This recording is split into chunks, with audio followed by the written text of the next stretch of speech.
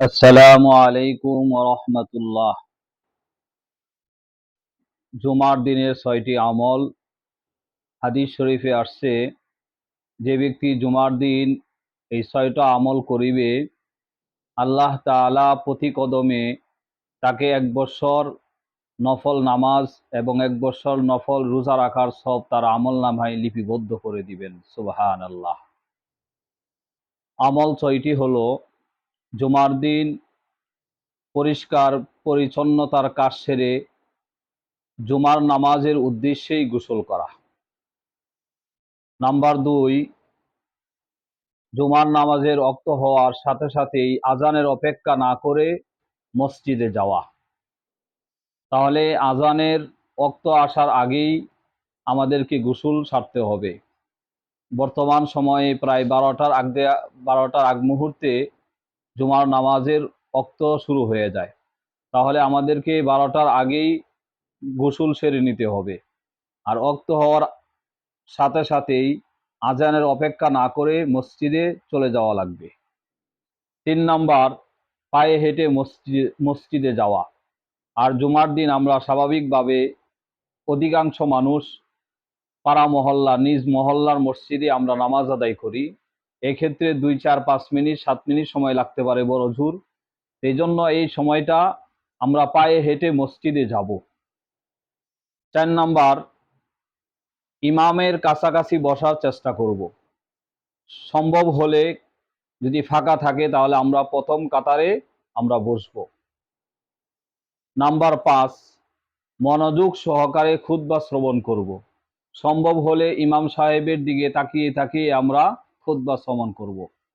৬ number, ইমাম সাহেব যখন খুতবা প্রদান করবেন তখন আমরা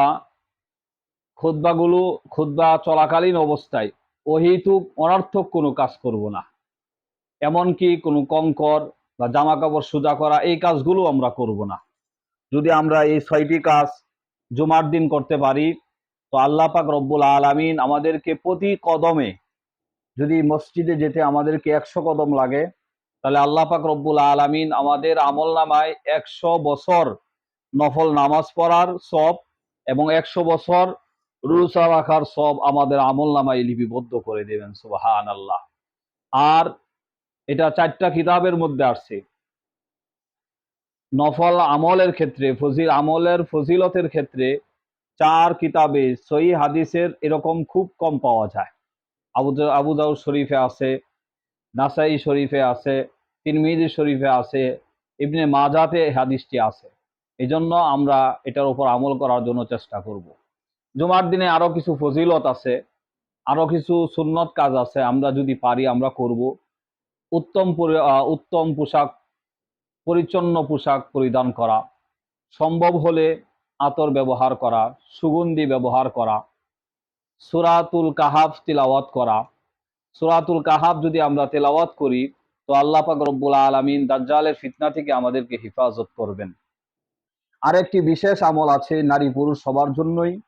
আসরের নামাজ আদায় করে নিজ স্থানে বসে আমরা যদি ৮০ বার বর্ণিত দুরূদ শরীফটি আমরা পড়তে পারি তাহলে আল্লাহ পাক রব্বুল আলামিন আমাদের ৮০ বছরের গুনাহ মাফ করে দিবেন এবং ৮০ বছর নফল ইবাদত করার সব আমাদের আমলনামায় লিপিবদ্ধ করে দিবেন।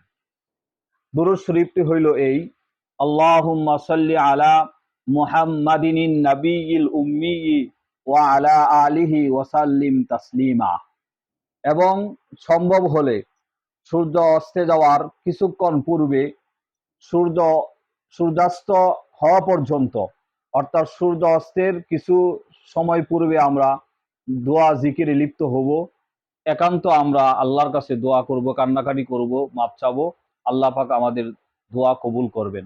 আল্লাহ পাক রব্বুল আলামিন যেই কথাগুলো বললাম আমাকে এবং আমাদের সকলকে জুমার দিনে এই আমলগুলো বেশি বেশি করার তৌফিক দান করুন। ওমা আলাইনা ইল্লাল বালাগ।